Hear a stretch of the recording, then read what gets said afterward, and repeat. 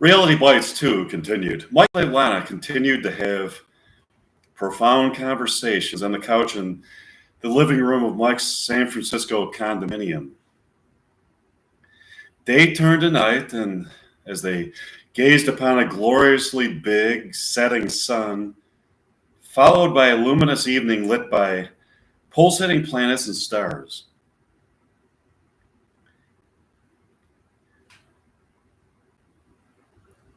Another evening, would you like to take a walk to the Golden Gate Bridge? Sure, Mike. Mike and Leilani walked to the Golden Gate Bridge where they continue the conversation. Look over there, Leilani.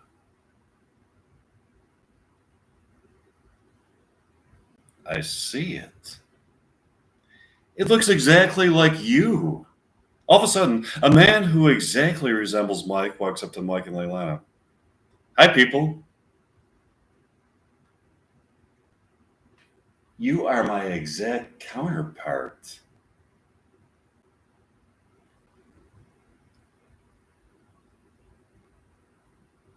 I'm the person who is writing the very script that you and Leilani are in. Wow, Mike, this is fascinating. How did you enter into your own script as a character? That's the power of writing. A writer creates a reality of his own that exists alongside tangible human reality. These parallel realities manipulate each other. The world of the imagination is created by the subconscious and the conscious collaborating to achieve goals in both this material world that we inhabit and non-material planes of existence from which this temporal reality or temporary reality has emerged. That is the reality that you inhabit. It's a reality that I created. Far out, Mike. I have an idea for you and Leilani. If Leilani filmed a documentary about my quest to meet Winona Ryder, the person who I feel I am predestined to be with, maybe Winona Ryder would see this movie and see why she was meant to be with me. You can film it here in San Francisco. I think that's a great idea. Winona Ryder grew up around here. Yeah, Winona Ryder is from Petaluma. Okay, that would be amazing. I agree with that. They continued talking and went back to Mike's condominium.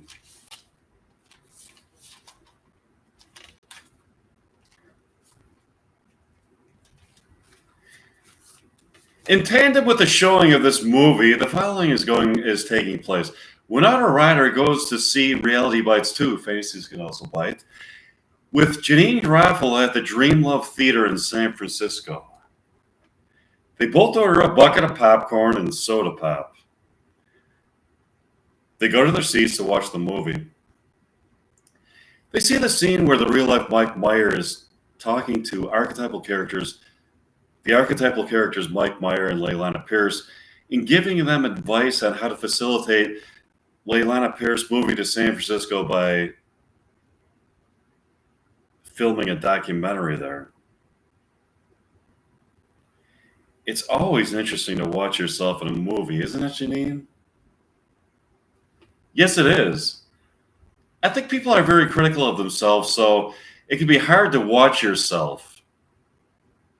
It's easier to watch other people because you don't really care if they embarrass themselves. How about it? I acted in this movie with Mike Meyer and thought he was terrific in it. His notion that we are predestined lovers is really convincing to me. I would agree with that, Winona. He seems to really believe that the consummation of his love for you would confer immortality to both of you. Immortality is the ultimate human quest. You can have a lot of material things in this world, but when this life is over, the thought of non-existence or the thought that is so hard to accept. I wonder where life takes place beyond this tangible reality that we have here. I think it takes place in a place that transcends time and space. That sounds like a nice place. Let's watch the movie. Yeah, let's. Winona and Janine watch the movie. Here's a scene from it. Leilani and Mike are sitting in Mike's condominium in San Francisco at night talking and looking at the Golden Gate Bridge glistening in the moonlight. Would you like a beer, Mike? Sure, what do you have? Anchor Steam. I love that it's brewed here in San Francisco. I brought some here. So, Leilana, you like the idea of filming a documentary of Mike Myers' quest to meet Winona Ryder? Yes, I do.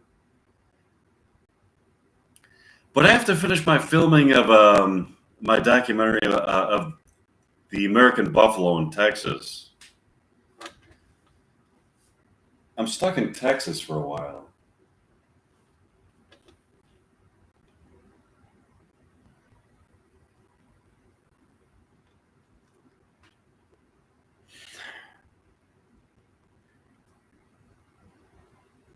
Can you film this for now and return to that? No, I have to finish it. I am contractually bound. It sucks. Also, I want you to appear in my theater productions of William Shakespeare plays. Can you appear in them while you were filming your documentaries? Yeah.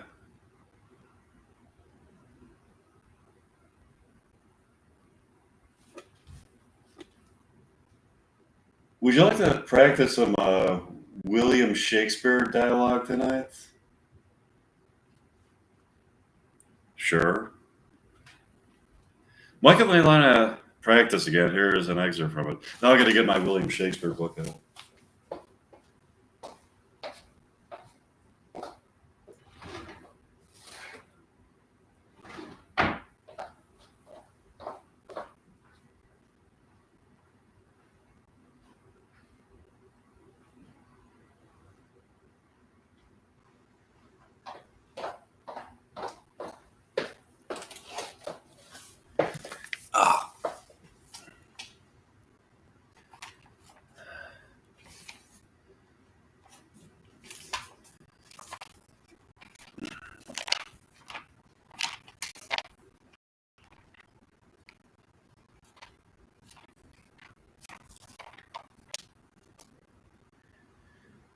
Here's something from Hamlet. Scene 7, Elsnore, the castle. Enter King and Laertes. Now must your conscience my acquaintance seal, and you must put me in your heart for friend. Sith you have heard, and with a knowing ear, that he which hath your noble father slain pursued my life. It well appears, but tell me, why you proceeded not against these feats, so crimeful and so capital in nature, as by your safety, wisdom, all things else, you mainly were stirred up. Oh, for two special reasons, which may to you perhaps seem much unsinewed, but yet to me they're strong. The queen, his mother, lives almost by his looks, and for myself, by virtue or my plague, be it either which, she is no conjunctive to my life and soul. That as the star moves not but in his sphere, I could not but by her. The other motive, why to a public count I might not go, is the great love the general gender bear to him, who dipping all his faults in their affection, work like the spring that turneth wood to stone.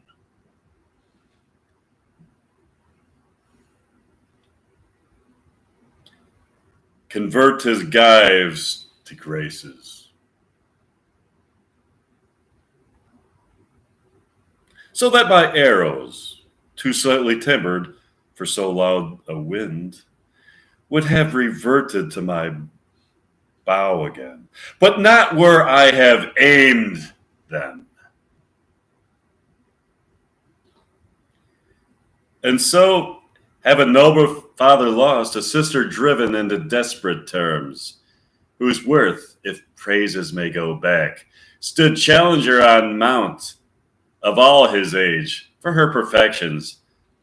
But my revenge will come.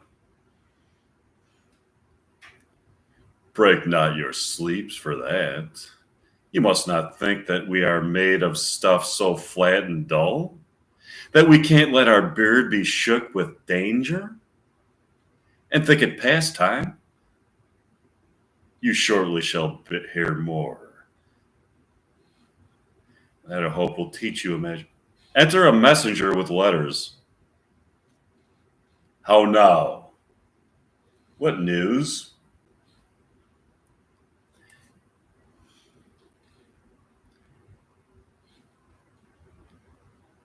Letters from Hamlet. This to the Queen. From Hamlet? Who brought them? Sailors, they saw. I saw them not. They were given by me by Claudio. He received them. Of him that brought them. Laertes, you shall hear them. Leave us. High and mighty, you shall now. I am set naked on your kingdom. Tomorrow shall I beg leave to see your kingly eyes. Then I shall, first asking of your pardon thereunto, recount the occasion of my sudden and more strange return.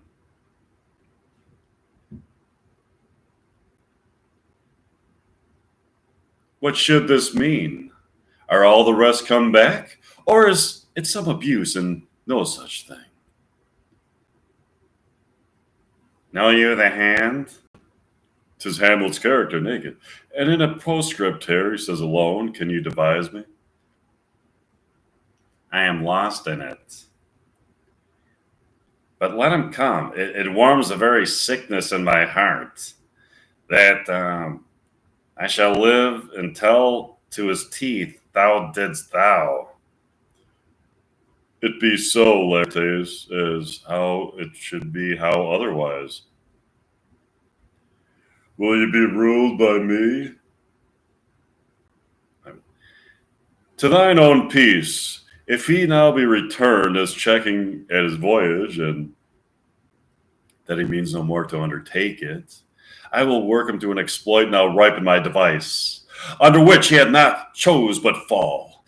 And for his death, no wind of blame shall breathe, but even his mother shall uncharge the practice and call it accident.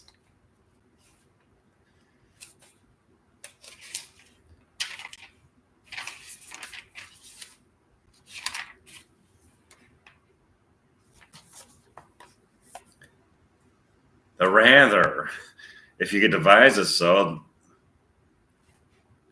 it falls right. You have been talked of since your travel much, and that in Hamlet's hearing for a quality wherein they say you shine. Your sum of parts did not together pluck such envy from him, as did that one, and that, in my regard, of the unworthiest siege. What part is that? A very riband in the cap of youth, yet needful too. For youth no less becomes a light and careless livery that it wears, than settled age his sables and his weeds. Importing health and graveness. 2 months since, here a gentleman of Normandy. I have seen myself and served against the French, and they can well on horseback, but this gallant had witchcraft in it. He grew unto his seat, and to such wondrous doing brought his horse, as he had been encorpsed and demi-natured with the brave beast. So far, he topped my thought that I in forgery shapes and tricks come short of what he did. A Norman, was it? A Norman.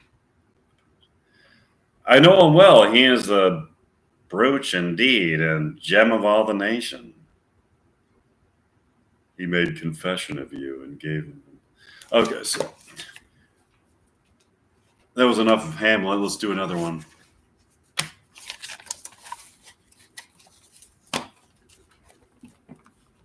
The Taming of the Shrew. Um,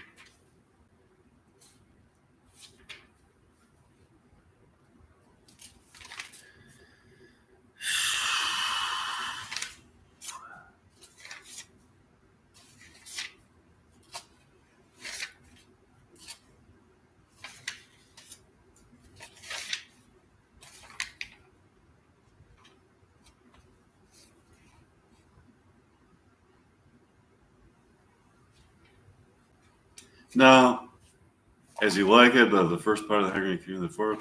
Trying to find one I feel like doing. Midnight Seminarist Dream, Love's Labor's Lost, Much Ado About Nothing.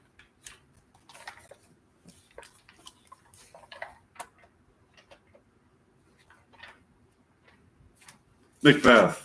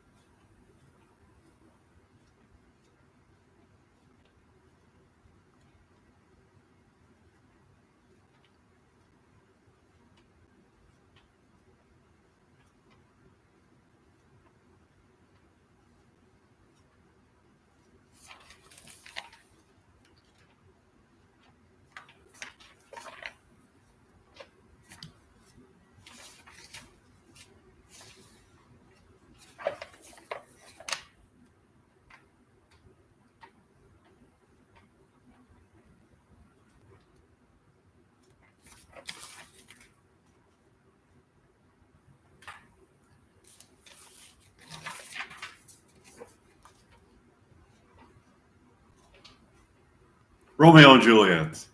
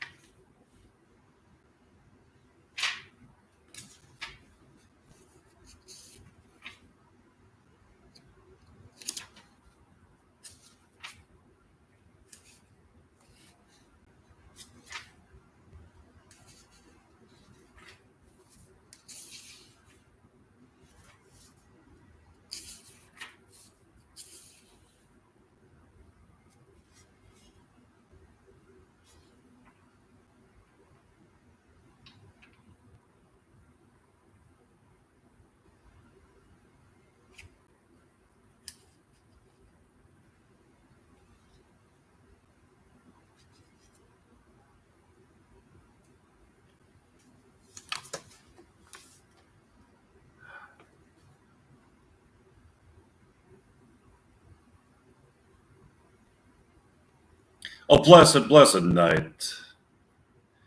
Being in night, oh, this is but a dream.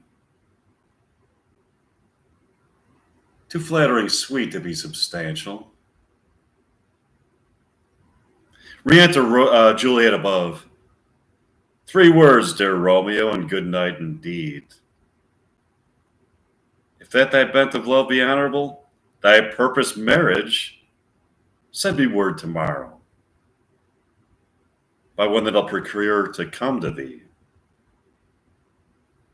Where and what time wilt thou perform the rite? Madam, I come anon, but if thou meanest not well, I do beseech thee. Madam, by and by I come. To cease thy suit and leave me to my grief tomorrow will I send. So thrive, my soul.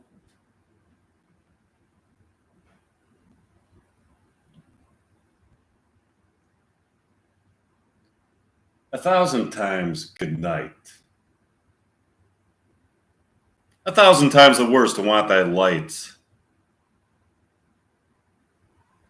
Love goes towards love as schoolgirls from their books, but love from love towards school with heavy looks. Re-enter Juliet above.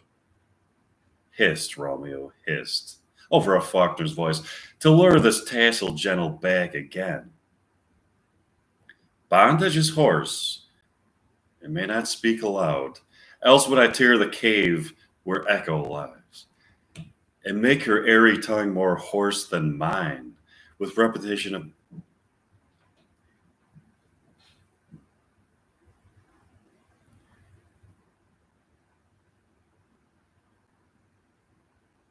it is my soul that calls upon thy name. I was just thinking about what that means when to actually say, let's analyze that line. That's a really good line from that's true love. When you said the soul that calls upon thy name, that it's just something innate. And that it's something that's not just like something that's, there's no motivation behind the romance. Not one person trying to take the advantage of the other. It's just, it's just something that's inherent. It's something that's just transcends.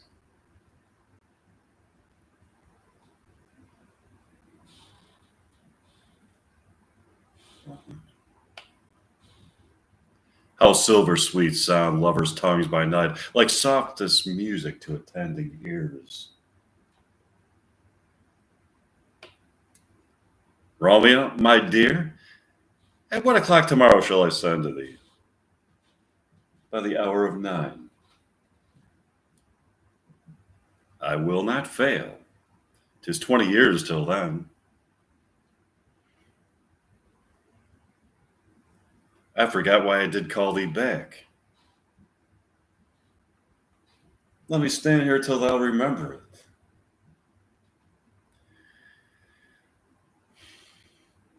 I shall forget to have thee still stand there, remembering how I love thy company. And I'll still stay to have thee still forget, forgetting about any other home but this. 'Tis almost morning. I would have thee gone.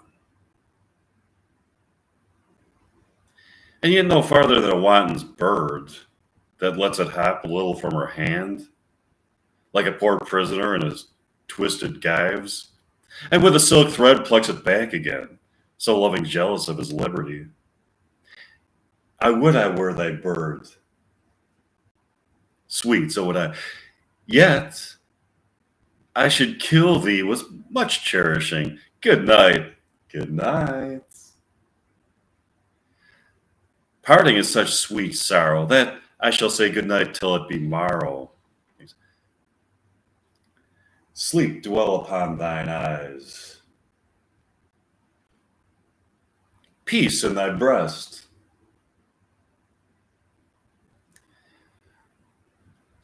Would I were sleep and peace? So sweet to rest.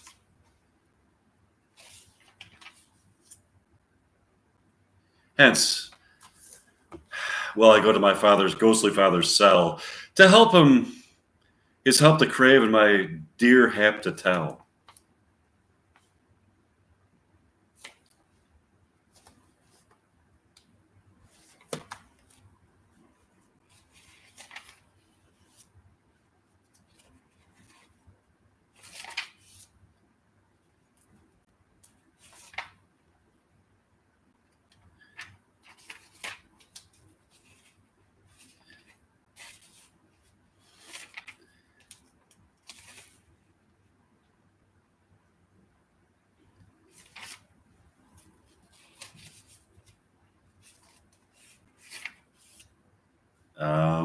Trying to find, okay.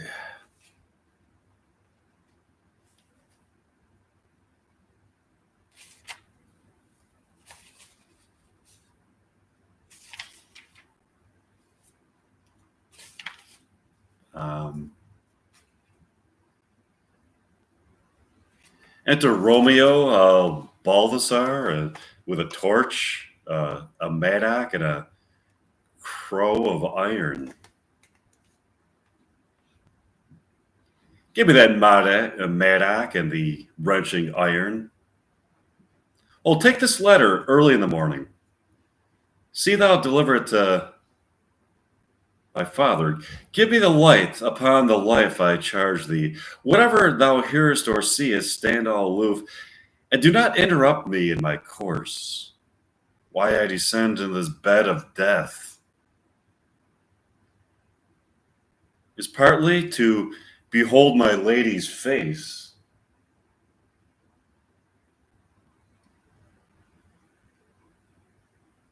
but chiefly to take thence from her dead finger a precious ring, a ring that I must use in dear employment, therefore hence be gone.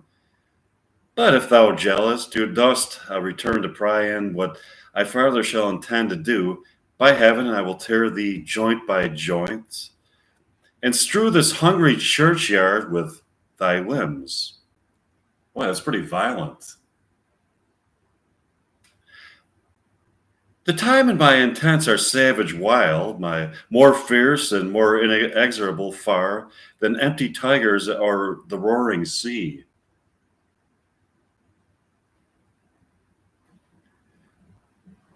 I will be gone, sir, and not trouble thee. So shalt thou show me friendship. Take thou that live and be prosperous, and farewell, O good fellow. For all the same, I'd be hereabout. His looks I fear, and his intents I doubt. Retires.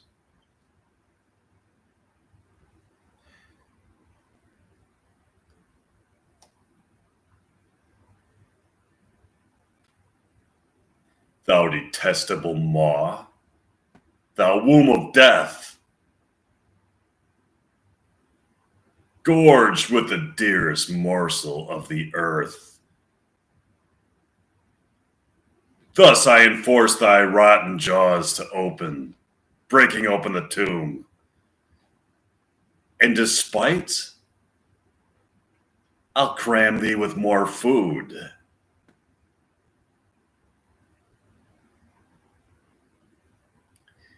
This is that banished haughty Montague that murdered my love's cousin, with which grief it is supposed the fair creature died.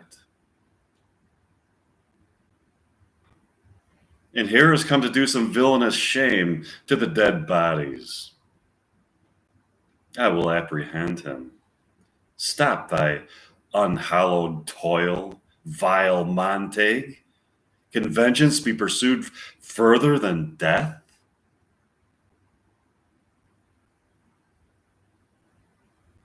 Condemned villain, I do apprehend thee.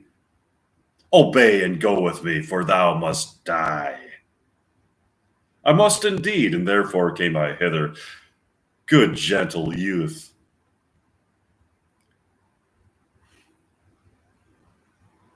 tempt not a desperate man, fly hence and leave me. Think upon these gone, let them affright thee. I beseech thee, youth, put not another sin upon my head. by urging me to fury? Oh, be gone. By heaven. So I come hither, armed, stay not. Be gone, live and hereafter say, a madam's mercy bid thee run away. I do defy thy conjuration, and apprehend thee for a felon here. Wilt thou provoke me, then have at thee? O Lord, they flight. I will call the what? Oh, I am slain if thou be merciful. Open the tomb, lay me with Juliet. Dies.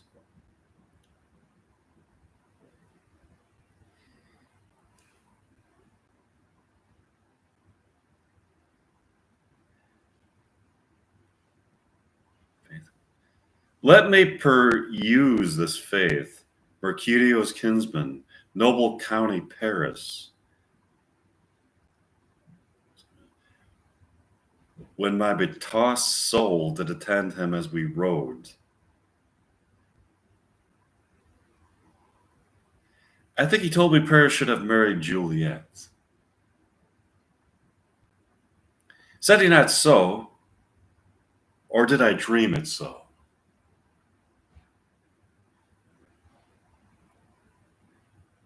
Or am I mad? Hearing him talk of Juliet, to think it was so. Oh, give me thy hand.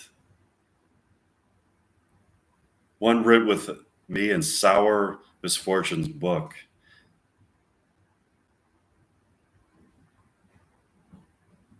I'll bury thee in a triumphant grave. A grave?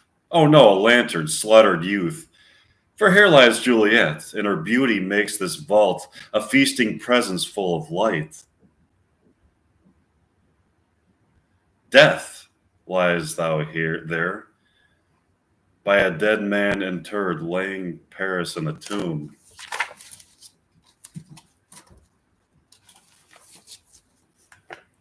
How oft when men are at the point of death have they been merry?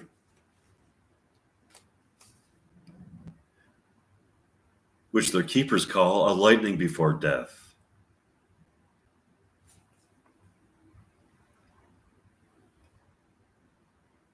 Oh, how may I call this a lightning?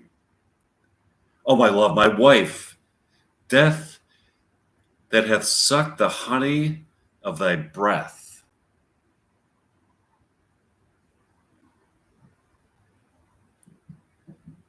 Hath had no power yet upon thy beauty.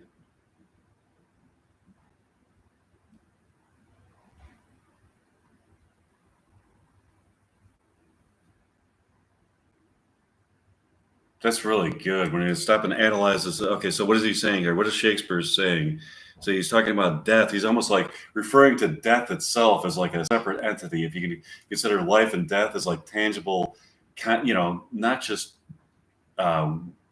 concepts or words, but actual that have to take on their own existence, the existence of death, the manifestation of death, and it's looking for a way to defeat the morbid notion of death, and it's almost like life versus death. And he's saying here that Juliet died, and death still didn't emerge victorious over Juliet. It just death itself just really just took away her beauty, but it didn't conquer her spirit. That's really good.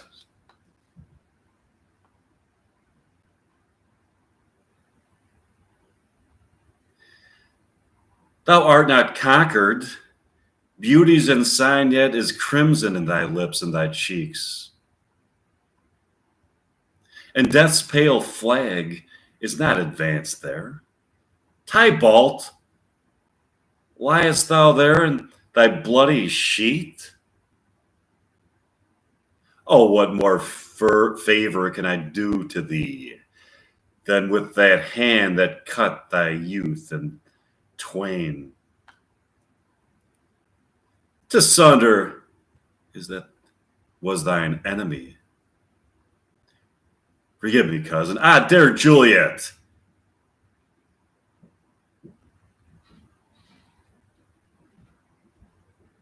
Why art thou yet so fair? Shall I believe the unsubstantial death is amorous? And that the learned abhorred monster keeps thee here in dark to be his paramour? For fear of that, I still will stay with thee, and never from this place of dim light depart thee.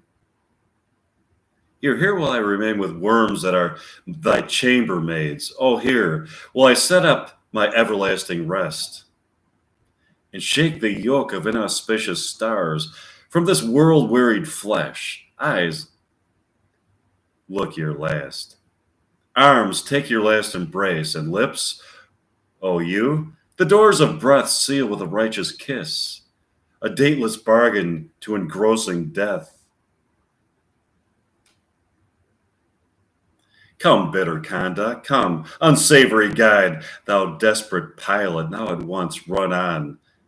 The dashing rocks, thy seasick weary bark, here to my love.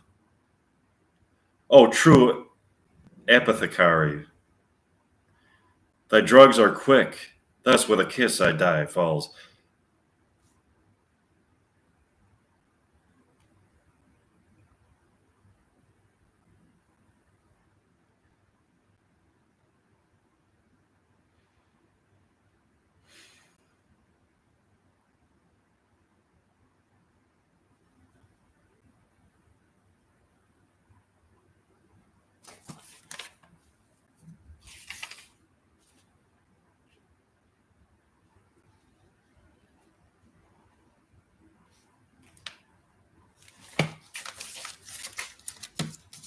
Okay, tune in for some more live stuff.